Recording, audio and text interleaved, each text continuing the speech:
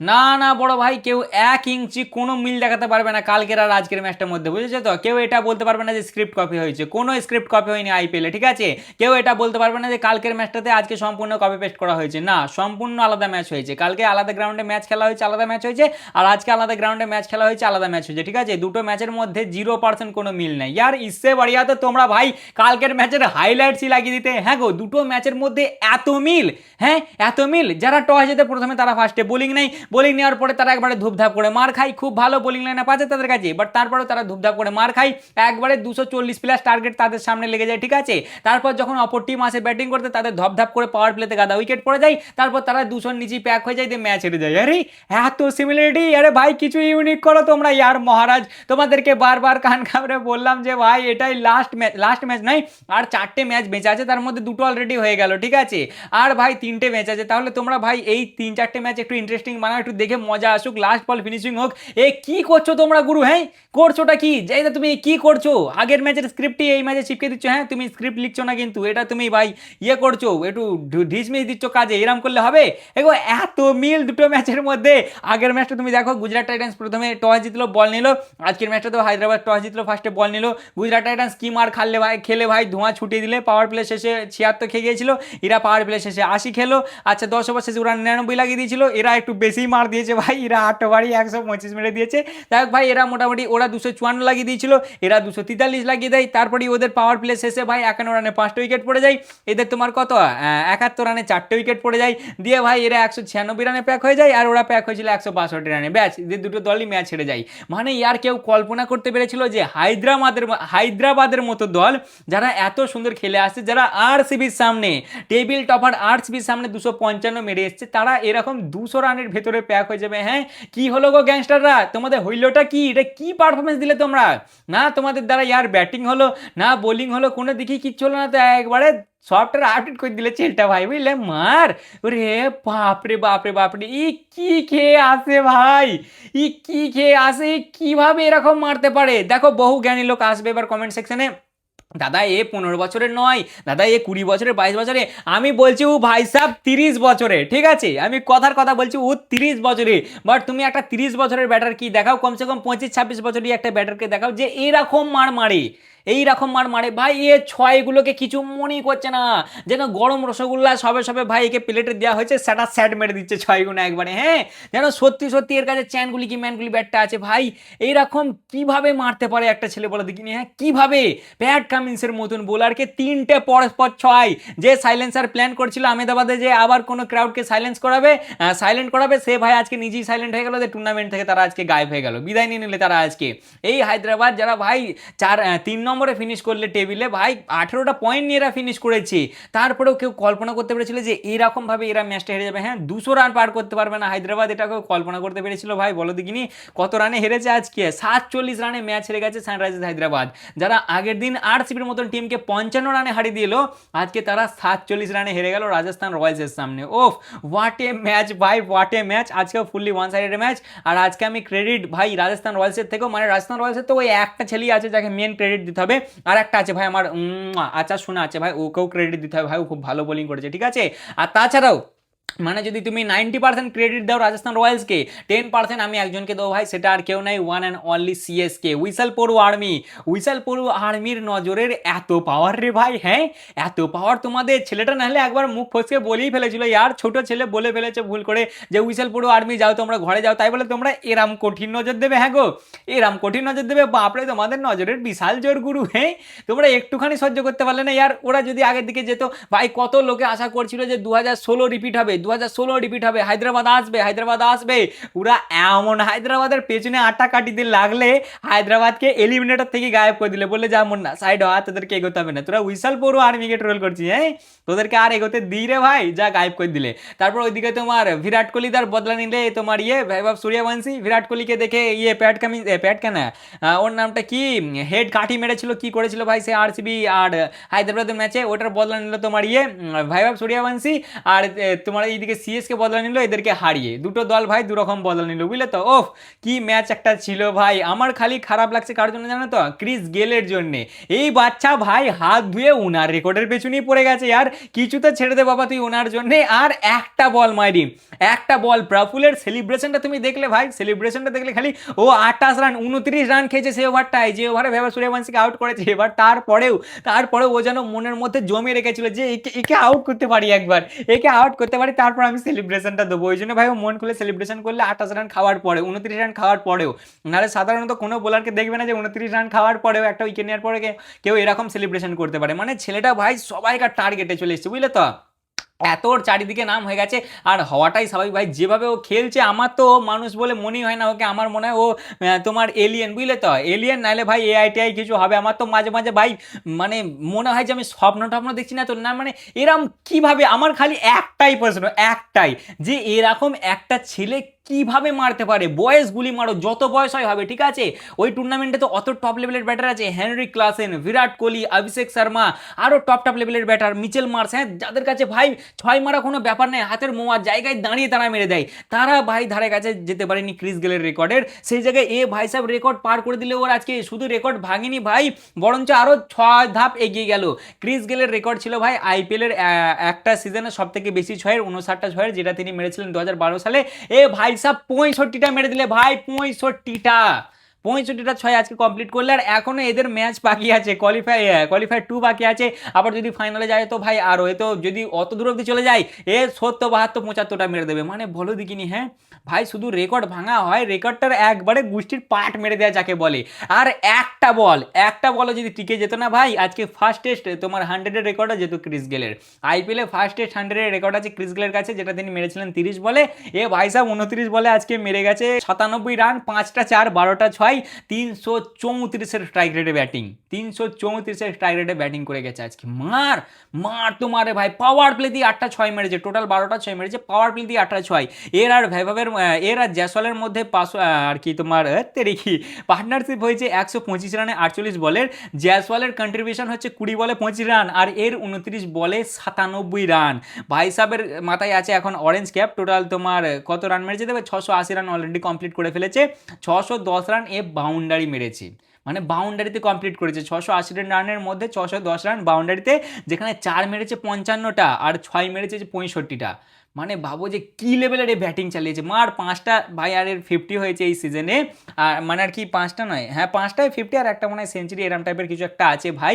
এ 15-16 ওপরে যেতে চায় না মোটে, ওর ওপরে গেলে ভাই এর নিজের মনে হয় বিরক্ত লাগে। আজকেও ভাই সাহেব তোমার কত দেখবে, 16 বলে না 15 বলে আই থিঙ্ক, হ্যাঁ না 16 বলে, আজকেও 16 বলে 50 কমপ্লিট করে দিলে। 5টা মেরেছে, সিএসকে সামনে 15 বলে, আরসিবির সামনে 15 বলে, হায়দ্রাবাদের সামনে 15 বলে, আবার তোমার হায়দ্রাবাদের সামনে 16 বলে, আর গুজরাটের সামনে 17 বলে। মানে ভাই মানে এ জাস্ট আলাদা লেভেলের একটা ছেলে ভাই, টপ লেভেলের পারফরমেন্স দিয়েছে। আর ওই একটাই ছেলে এই তোমার রাজস্থান রয়্যালস, এরা চোকিংয়ে এক্সপার্ট, জানো তো। ওই একটা ছেলে দাঁড়াচ্ছে বলে তাই, নাহলে ভাই এরা আজকে ডুবতো। ওই ধ্রুব জুরেল আর যদি তুমি একে সাইডে রাখো, কি বলো নামটা, ভেবা সূর্যবংশীকে, তাহলে এদের দ্বারা হবে না ভাই, হবে না। ওই খুঁটি টাইমে না, যদি খুঁটি নড়বারে এদের হয়ে যায়, এরা 200 পার করতে পারবে কিনা সন্দেহ। একটা টাইমে মনে ছিল যখন এদের ভাই তোমার 11 ওভার শেষে 151 রান হলো 2 উইকেটে, 13 ওভার শেষে 180 রান, সেখান থেকে তো স্বাভাবিক মনে হবে যে 250 কোনো কথা নয়, এখান থেকে 250 কোনো কথা নেই। সেই জায়গায় এরা কত বানালে 243 রান, আরামসে 260 ভাই এদের হাতে ছিল। বাট এরা লাস্টের দিকে কিরকম বাজে ব্যাটিং করলে ভাই, লাস্টের 4 ওভারে 36 রানে 5টা উইকেট। সেই যেন কেউ রান নিতে ইচ্ছুক নয়, সব যেন খালি রান আউটই হচ্ছে। ই ছুটছে তো ও আসছে না, ও ছুটছে তো ই যাচ্ছে না, মানে আলাদা লেভেলেরই খেলো রাজস্থান রয়্যালস। ওই একটা ছেলে ভাই এদেরকে টেনে নিয়ে চলে আসছে, বুঝলে তো। ওই একটা ছেলে মানে একবারে লিডিং ফ্রম দ্য ফ্রন্ট, একবারে যে আমি আছি, দেখছি কে করবি, বুঝলে তো। ছেলেটা আজকে আউট হওয়ার পরে ভাই যেতে চাইছিল না, সে মনে যেন ওকে ঠেলতে হবে, মানে ওর ইচ্ছা নাই যাওয়ার, ও মেনে নিতে পারছে না যে আমি আউটটা হলাম কি করে। ভাই টপ লেভেলের পারফরমেন্স, জাস্ট অসাধারণ, মানে মুখে বলে ওয়ার্ডের দ্বারা এর তারিফ করা আর কি সম্ভব নয়। এ এত সুন্দর খেলেছে, আর এইভাবেই কন্টিনিউ করুক, নজর যেন না লাগে।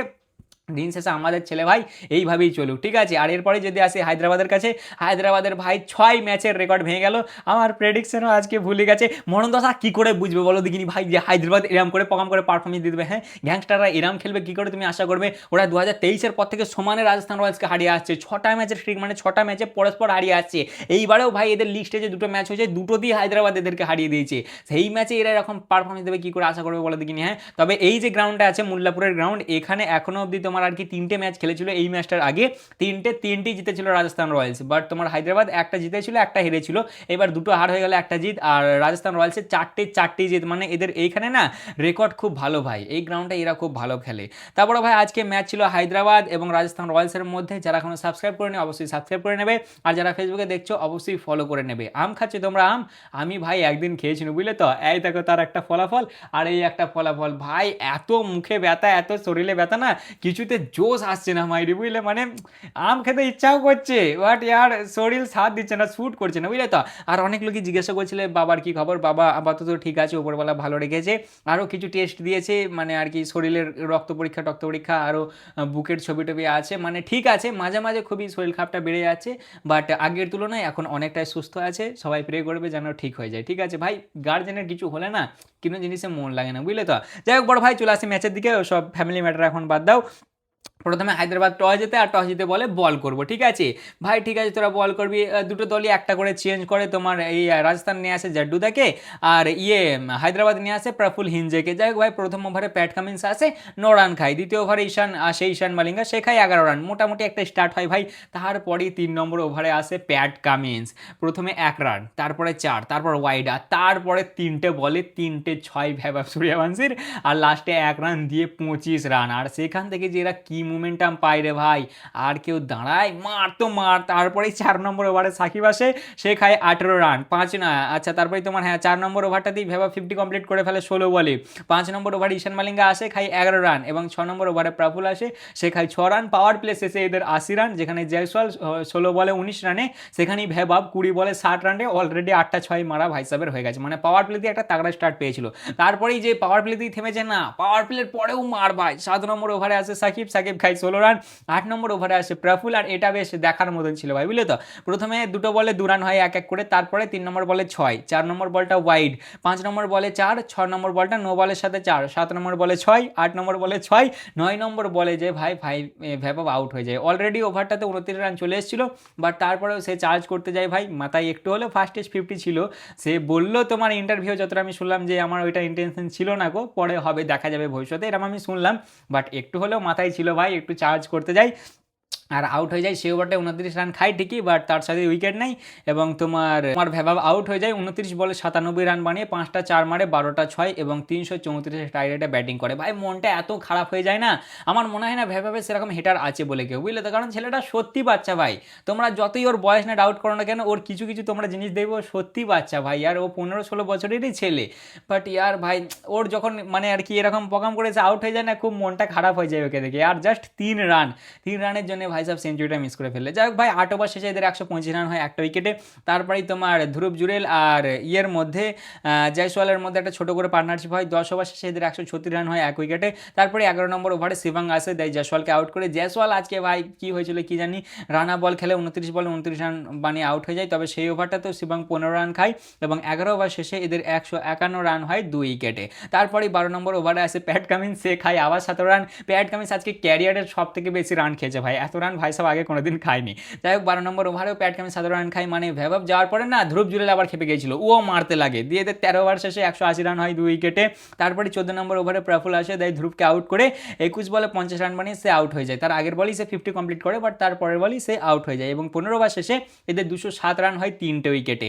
মানে ভাই লাস্টের 5 ওভার আছে, 5টা ওভারে যদি 10 রান রেটেও যায় তাহলে ভাই সেখানে আরামসে 257 রান হয়। তা কিন্তু ভাই এরা চোখ করে ফেলে, আর আমি জানি এরা চোখ করবে ভাই, এদের ওই টপ টুই মেন, মানে ওই জয়সওয়াল আর ভেভাবেই মেন, ওরা চললে এরা চলে, নাহলে এদের দ্বারা হবে না ভাই বুঝলে তো। যাই হোক তারপরে এবার এদের কোল্যাপস মারতে শুরু করে, তোমার 16 নম্বর ওভারে প্রফুল আসে, দেয় রিয়ানকে আউট করে, 12 বলে 26 রান বানিয়ে রিয়ান আউট। তারপরে 17 নম্বর ওভারে ঈশান আসে, দেয় দাসুনকে আউট করে, 3 বলে 5 রান বানিয়ে সেও আউট। 19 নম্বর ওভারে আসে নীতিশ কুমার রেড্ডি, সে দেয় দুনেভান ভারেরাকে আউট করে, 9 বলে 12 রান বানিয়ে সেও আউট, রান আউট হয়ে যায়। যায়। তারপরে তোমার সেই ওভারটাতেই দেয় জোফরাকে আউট করে 5 বলে 4 রান বানিয়ে জোফরাও আউট হয়ে যায়। আর তারপরে 20 নম্বর ওভারে সাকিব দেয় বার্গারকে আউট করে 1 বলে 1 রান বানিয়ে সেও আউট হয়ে যায়। দুজন রান আউট হয়েছে এবং 20 ওভার শেষে এরা 243 রান লাগায় 8 উইকেটে। রাজস্থানের আইপিএলের ইতিহাসে সব থেকে বড় টোটাল এটা, মানে ভাই হেভি একটা ব্যাটিং হয়, বাট দেখে যেখানে মনে ছিল এই 260-70 আরামসে লেগে যাবে, সেখানে এরা ভাই 250 টপকাতে পারে না। তবে রানটা এনাফ ছিল, অনেকটাই রান ছিল। তবে হ্যাঁ, হায়দ্রাবাদের সামনে কোনো রানই এনাফ নয় ভাই, কারণ এরা যেদিন চলবে এরা এই রান আগে অলরেডি চেস করেছে, বুঝলে তো।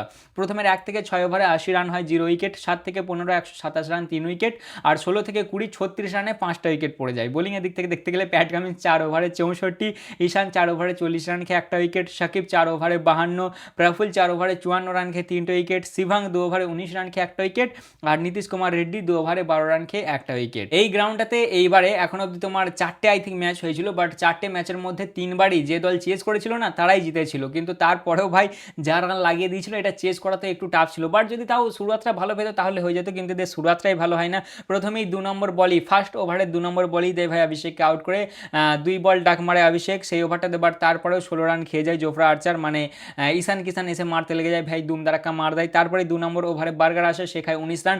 এসআরএইচের একটা জিনিস ভাই দেখে তোমার মজা লাগবে যে এরা কখনো স্লো হয় না, উইকেট পড়বে ঠিকই, বাট ওই প্যাট কামিন্সের মাইন্ডসেট ভাই যে মারো, যা হবে দেখা যাবে, মারো, মেরে মরে যাও, তারপর যা হবে। যাই হোক, তারপরেই 3 নম্বর ওভারে জোফরা আসে, তাই ঈশানকেও আউট করে 11 বলে 33 রান বানিয়ে ঈশানও আউট হয়ে যায়। আর সেখান থেকে এদের টিমটা হালকা ডাউন হয়ে যায়। সেই ওভারটায় অলরেডি 6-4 10-6 16 রান এসে গিয়েছিল, বাট তারপরেও ঈশান চার্জ করতে যায় এবং আউট হয়ে যায়, আর সেখান থেকে এরা আরও গাড়ি স্লো হয়ে যায়। তারপরে 4 নম্বর ওভারে বার্গার আসে, দেয় সামরানকে আউট করে 4 বলে 1 রান বানিয়ে সামরানও আউট হয়ে যায়। তারপরে তোমার 5 নম্বর ওভারে জোফরা আসে, দেয় হেডকেও বোল্ড করে ভাই, হেডের তোমার অফটা মরে যায়, 8 বলে 7 রান বানিয়ে সেও আউট হয়ে যায় এবং পাওয়ার প্লে শেষে এদের 71 রানে 4টে উইকেট পড়ে যায়। সেখান থেকেই মনে হয় যে এদের দ্বারা আর হবে বলে তো মনে হচ্ছে না ভাই, বাট তারপরেও এরা মারছিল, কিন্তু এদের নেট রান রেট তোমার 12, রিকোয়ার রান রেট 12 ছিল, আর এরা 12 রিকোয়ার রান রেটই এগোচ্ছিল, মানে মেরে খেলছিল ভাই, এটা তো বলতে হবে। তারপরে 7 নম্বর ওভারে ইয়াশ আসে, দেয় ক্লাসেনকে আউট করে, হেভি সুন্দর একটা রিভিউ নাই, 10 বলে 18 রান বানিয়ে ক্লাসেনও আউট হয়ে যায়। আচ্ছা, 10 ওভার শেষে তারপর 132 রান হয় 5 উইকেটে, মানে রান তো ভালোই চলছিল ভাই। মাঝে নীতিশ কুমার রেড্ডি আর তোমার ওইটা আই থিঙ্ক কে ছিল, ওটা সুশান্ত, না ওটা কে, সলিল ছিল আই থিঙ্ক, দুজনের মধ্যে একটা পার্টনারশিপ হয়েছিল, আর ওরা দুজন টান ছিল, কিন্তু বাট তারপরেও ভাই সহজ নয় এটা, বুঝলে তো। তারপরে 11 নম্বর ওভারে জেডুদা আসে, দেয় নীতিশ কুমার রেড্ডিকে আউট করে 20 বলে 38 রান বানিয়ে সে আউট হয়ে যায়। 12 নম্বর ওভারে সুশান্ত আসে, দেয় প্যাটকে আউট করে 2 বলে 1 রান বানিয়ে প্যাটও আউট হয়ে যায়। তারপরে 15 নম্বর ওভারে জেডুদা আসে, দেয় সলিলকে আউট করে 21 বলে 35 রান বানিয়ে সেও আউট হয়ে যায়। 15 ওভার শেষে এদের 165 রান হয় 8 উইকেটে। আর তারপরেই ভাই তোমার 18 নম্বর ওভারে আসে বার্গার, দেয় ঈশানকে আউট করে 8 বলে 5 রান বানিয়ে ঈশান আউট হয়ে যায়। আর লাস্ট ওভারে সুশান্ত এসে দেয় শিভাংকে আউট করে 24 বলে 27 রান বানিয়ে শিভাঙ্গ আউট হয়ে যায়। 196 রানই এরা প্যাক হয়ে যায় 19.2 ওভারে, এবং 47 রানে এই ম্যাচটা জিতে যায় তোমার রাজস্থান রয়্যালস একদম কারেক্ট টাইমে এসে হারিয়েছে ভাই, এতদিন হেরে আসছিল আর এমন টাইমে হারালো যেখান থেকে আর কিছুই করার নেই ওদের। যাই হোক, বোলিংয়ের দিক থেকে দেখতে গেলে জোফরা 4 ওভারে 58 রান খেয়ে 3টে উইকেট, বার্গার 3 ওভারে 26 রান খেয়ে 2টো উইকেট, ব্রিজেশ 3 ওভারে 31, ইয়াস 4 ওভারে 39 রান খেয়ে 1টা উইকেট, সুশান্ত 2.2 ওভারে 21 রান খেয়ে 2টো উইকেট, আর জাডুদা 3 ওভারে 21 রান খেয়ে 2টো উইকেট। তা মোটামুটি এই ছিল আজকের ম্যাচের ভিডিও। কেমন লাগলো অবশ্যই জানাবে, ভালো লাগলে লাইক কমেন্ট শেয়ার অবশ্যই করবে। এইবার হতে চলেছে কোয়ালিফায়ার 2, আজকের দিনটা রেস্ট আছে, আবার কালকে হবে 29 তারিখ জিটি এবং রাজস্থান রয়্যালসের মধ্যে। এই গ্রাউন্ডেই এইবার যারা জিতবে তারা চলে যাবে আরসিবির সামনে আহমেদাবাদে ফাইনাল খেলতে। তা মোটামুটি এই ছিল আজকের ভিডিও। কেমন লাগলো অবশ্যই জানাবে, ভালো লাগলে লাইক কমেন্ট শেয়ার অবশ্যই করবে। দেখা হচ্ছে আবার পরের ভিডিওতে। চলো ততক্ষণের জন্য টাটা।